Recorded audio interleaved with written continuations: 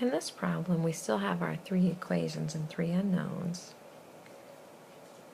However, not all of them. For example, the first equation does not have a z, our second one does not have a y, and the third one does not have an x.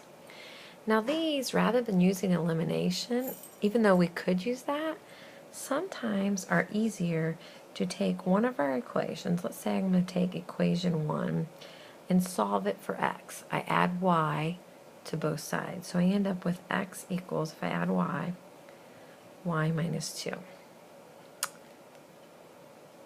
Now if I substitute this value for x into my second equation, I end up with y minus 2, because I substitute that for x, plus c equals negative 4. So if I simplify this, I end up with y plus z, add 2 to both sides, equals negative 2.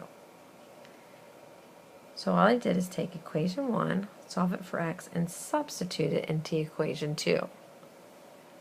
Now I have 2 equations with 2 unknowns. So I'm going to call this 4.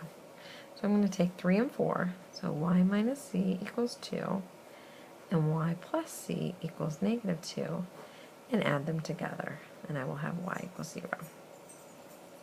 Now I can take my y equals 0, plug it back into this, or this, as equation 1 or 3, and find my x and z.